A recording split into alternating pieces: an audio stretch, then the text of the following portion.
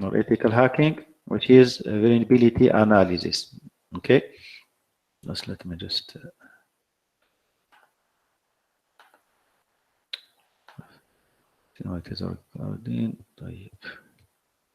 switch on your camera please يا شباب. So when you hear vulnerability assessment, what is vulnerability assessment, guys?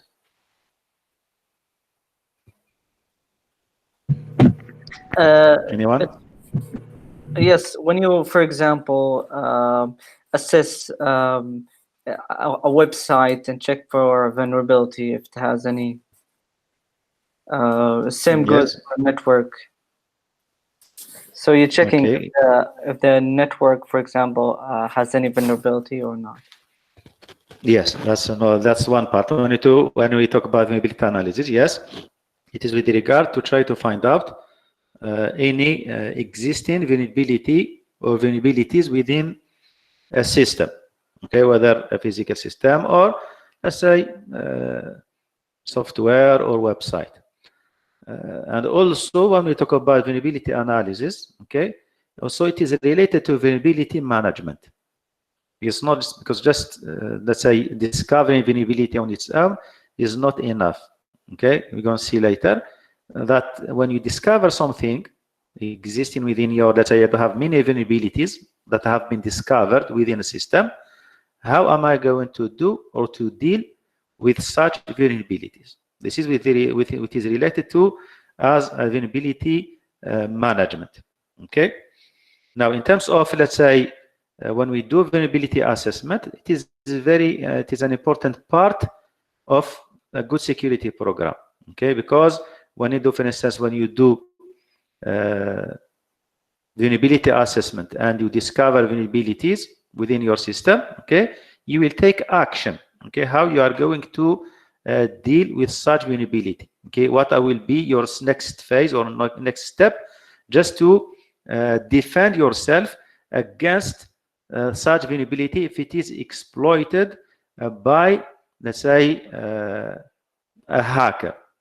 And sometimes in some country, okay, you will find that the vulnerability assessment is, let's say, it is required by law. Okay, if you are working, for instance, we're going to see also later, if you are working within some specific domain, your company is acting on a specific domain, you will be required by law to do vulnerability analysis and vulnerability assessment within your, let's say, organization. Specifically, if you are dealing with private data, okay, for instance, banking or finance organization, okay, they are required by law to follow such specific, let's say, and do some specific vulnerability assessment. Okay, that means it is mandatory for those specific companies that are working for in some domain. And sometimes when you talk about, for instance, let's say securing, okay, your domain or securing your system, okay, sometimes it is related, let's say, from a perspective of security people, okay, usually what they are looking or are considering as vulnerability or vulnerabilities, it is related to, let's say, those bugs within a software program they are using within the system.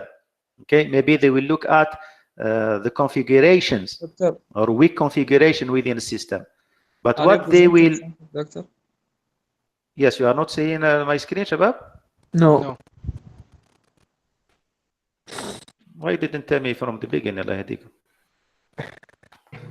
ذكرنا الدكتور تشرح front of us يعني. Can you see, Shabab? Yes, doctor. Okay. So this is for the introduction. As I mentioned, okay. Now as I mentioned, let's say for cybersecurity people, usually, okay, what they are doing is to look at the vulnerabilities from point of view of, let's say, configurations, from point of view of, let's say, the software itself, for instance, the software design. But they will omit those weaknesses and vulnerabilities with regard to the physical environment. Okay, for instance, when you have a server, okay, you do have a server within your organization that you want to protect. Okay, one way of searching for vulnerability is, for instance, to do vulnerability scanning within that server. That's fine. But what if you leave the door open within, let's say, the location where you are, let's say, storing that server? This is a vulnerability, and which is considered as a physical vulnerability. Okay, it will not help you, for instance, just to discover, let's say, programming vulnerabilities or software vulnerabilities within the server, while the server itself is not protected. That door, that open door within that room, is considered as a vulnerability. That means if you want to look at the vulnerability, you have to look at it from, let's say, a different perspective. Okay, from physical environment, okay, to, let's say, to the logical environment, to the device or to the system itself. Okay, this is with regard to, let's say, just as to mention, not to omit or skip those physical environment vulnerabilities. In terms of definition, when we talk about vulnerability assessment, as it has been defined by NIST, okay, it is considered as a weakness in an information system, system security, procedures, internal control, and implementation.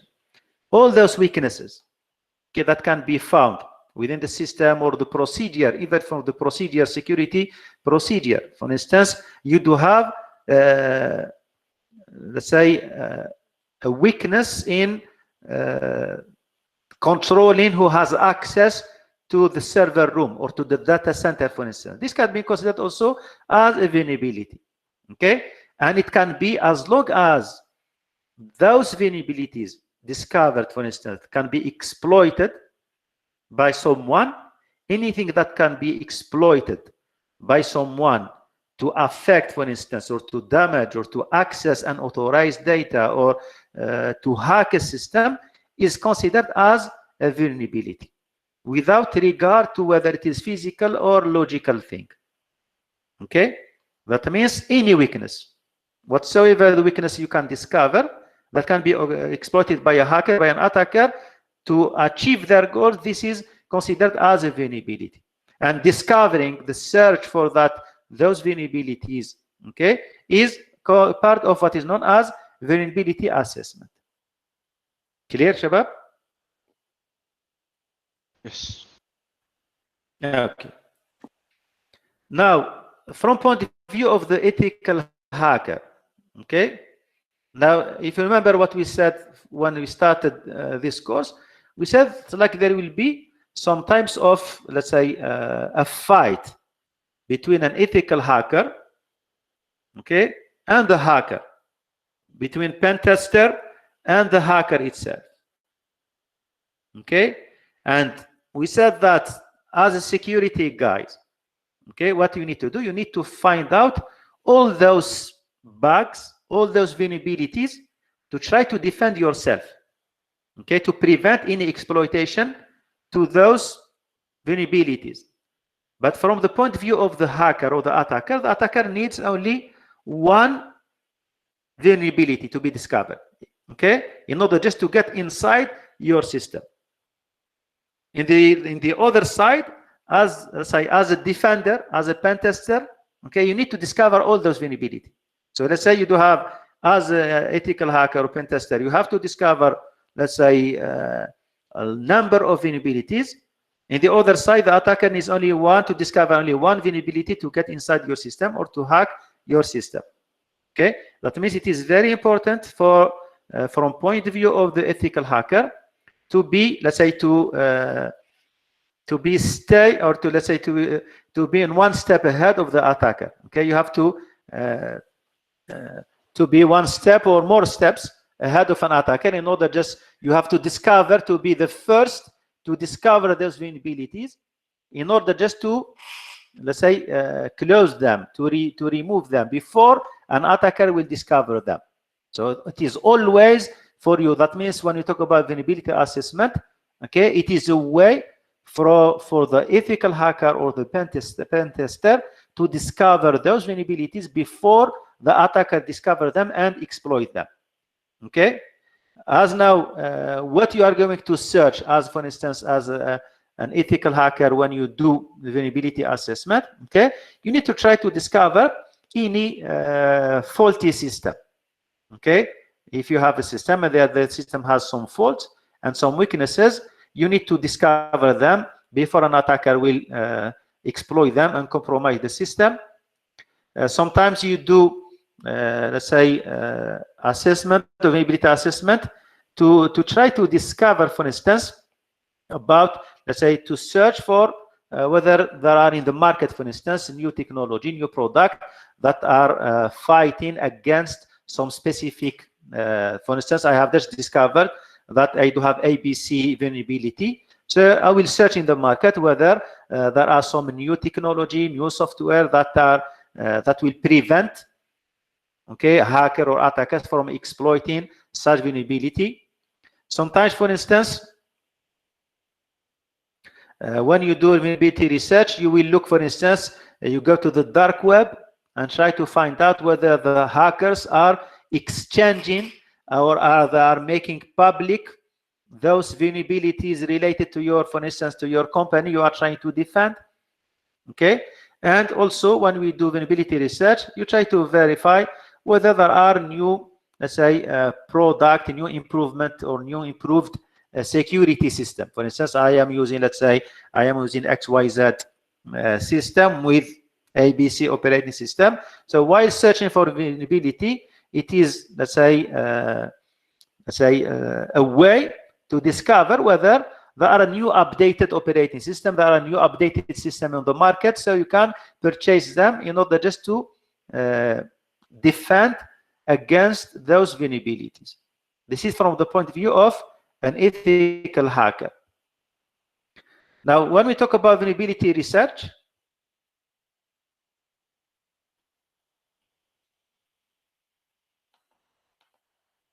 okay, when we talk about vulnerability research, okay, it is, when you say what is vulnerability research, it is the way of to discover those flaws or vulnerabilities within the system.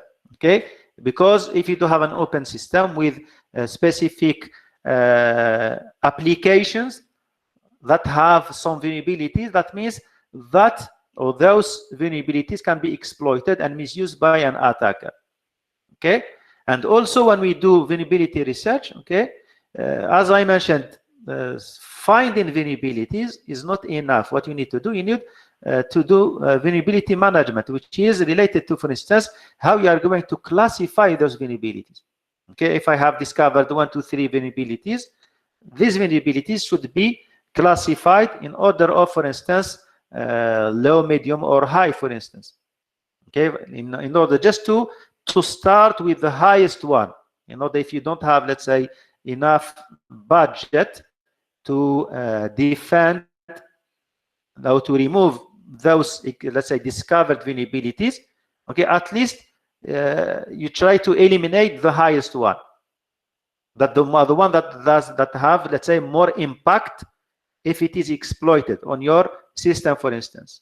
And also when we talk about how when those vulnerabilities will be discovered, how they can be exploited, whether the hacker needs to this vulnerability as, let's say, categorized as local or remotely. Okay, because not all of the vulnerabilities can be, for instance, exploited locally or can be exploited remotely. So you need to verify whether you have discovered ABC vulnerability. Okay, you need to classify to understand how this vulnerability will be exploited. If someone needs to be face-to-face with my device or my system in order to exploit that vulnerability, or it will be enough for that hacker remotely to access the system and exploit that vulnerability. Okay, because you need to know those, let's say, characteristic. Okay, classification of the vulnerabilities and how, let's say, what is known as exploit range, whether it is local or remote. Now, for the administrator, the guy who is responsible for doing vulnerability research, okay, he will, for instance, gather information about any, let's say, threats and attacks within XYZ system. He needs to, for instance, to find out the weaknesses related to that, let's say, system, in order just to ask specifically if, let's say, you discover that you do have a network weakness or network vulnerabilities. You need to tell the other network administrator about such discovery in order just to prevent, let's say, those vulnerability to be exploited.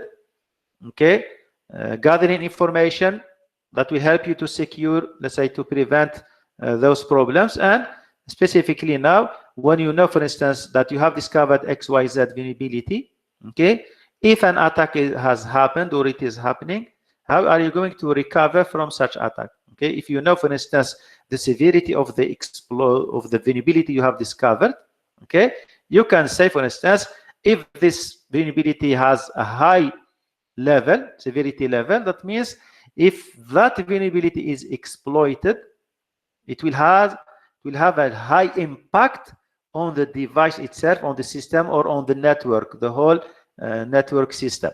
Okay, that means I cannot recover from such attack. Or let's say if it is low, if it is categorized as low, for instance, level, that means it doesn't have, let's say, a big impact on my system. Okay, so by just doing vulnerability research, you will know, let's say, the severity of those vulnerabilities, okay, and what will be the impact if those vulnerabilities are exploited. Okay. Now, in terms of, let's say, when we talk about now, what's the difference between severity and impact? What is it between what? Severity and impact. الامباكت هو تأثير.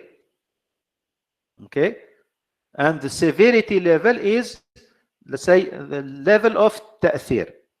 Okay, if I can say, for instance, if I do have severity level low, if you compare it to the high, okay, I do have two, let's say, two vulnerabilities that have been discovered, and I will classify them by order of severity. Severity means, let's say, the impact they will have if exploited.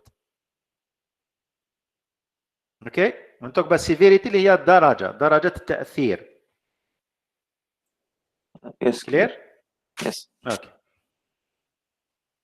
Now, in terms of vulnerability classification, now there are many types of vulnerability that can be classified. Okay, when you look, for instance, on, let's say, some vulnerability that can be discovered, okay, you can have, for instance, something or vulnerability that are classified as misconfiguration. Because of the misconfiguration, we do have such vulnerabilities. Okay, and this is, let's say, most of the vulnerabilities that can be found, which is regarded to, let's say, human error. Okay, if someone has misconfigured, you have, let's say, I do have a firewall, for instance, or I have an IDS. Okay, and one ID, let's say, as you know, for instance, when you purchase a firewall, doesn't mean, because this is one of the problems that can, let's say, that can happen in many organizations. Okay, if they are required, for instance, by law to have a firewall within their organization, they will purchase a firewall. Okay, they will have it on their network, but they are not going to configure properly that firewall. That means that firewall will not have any impact. Okay, it's like just this is what let's say some of organizations they will do. For instance, if they want to get let's say an ISO accreditation, for instance, okay, they will go through, let's say, the requirement. They will say it is required to have a firewall. Let's have a firewall. Let's purchase a firewall. And if someone will come and verify, they will not verify the configuration. Okay, they will just see whether it's like they will have a checklist and we said it is required to have a firewall. You have a firewall? Yes. Let's move on to the next required, let's say, item within the list and so on. But they will not look at whether that firewall has been properly configured or not. And one of the vulnerability that can be found is related to the misconfiguration of the devices. Okay, now you can have, for instance, misconfiguration related to any device within your system. Specifically, when we talk about misconfiguration, we talk about, let's say, specifically those devices that are considered as the main device within the system. For instance, when you took out, let's say, a web server, an email server, these are the main devices within your network, for instance. And if they are misconfigured, that means there will be, let's say, a hole for an attacker to penetrate inside your network through those misconfigured devices or servers. Okay, you can have, for instance, within your system, if we talk, for instance, you are, even when you talk about misconfiguration, you can have a misconfigured firewall, an IDS, you can have a misconfigured web server, file server, email server, any, let's say, main device within your system that can be, let's say, exploited because of that misconfigured device. Okay, and those misconfigured devices can be easily detected by, let's say, a hacker or someone who is scanning for vulnerabilities. Okay, because they can automatically be detected. They will know that means that, for instance, I have a firewall that does have open port. This is a misconfiguration. Okay, the guy who was supposed, let's say, to configure that firewall, he should close those ports. But when you do your scanning, you discover that XYZ port is open, which should not be. Okay, that means it is a problem of misconfiguration. We can have also a default installation. Sometimes you will find this default installation with regard to the new devices. Okay, for instance, you have purchased a new device. Okay, and the main thing of, let's say, the guy who has installed or who was responsible for installing that device, that new device, is to make that device run without any worries about, let's say, the configuration and, let's say, related to that new device, because let's say, his mind was just to make that device usable. Okay, it will be usable and it will run. This is what my main concern. My main concern was not, let's say, to make that device running plus secure. Okay, this can be also one way of, let's say, when we talk about let's say discovering vulnerability. Those vulnerability can be found when we talk about you purchase the device and you put that device up, okay, running on your network, for instance. Okay, this device, okay, might come with the default username and password, which is known publicly to people. Okay, just by detecting XYZ model of that device, for instance, firewall or router or switch, I will automatically search on the net what is the default username and password. Because your main concern was to make that device run within the system, within the network. Okay, you didn't take or pay attention to the default configuration and change the default configuration. Here, if you go, we go, for instance, for the default password 9, okay, which is related. Okay, sometimes you have new device and you leave that device with the default configuration, which include the default username and password, and you didn't have the, let's say, take into mind to change those default configuration because you were worried only about how you make that device run. Okay, and you left that device with the default configuration with default password, which implies that anyone can remotely, for instance, or locally access that system by just using the default username and password. Okay, Shabab? Buffer overflow, you know the buffer overflow, someone who is taking, let's say, the vulnerability that is related to coding. If you do have some application with, let's say,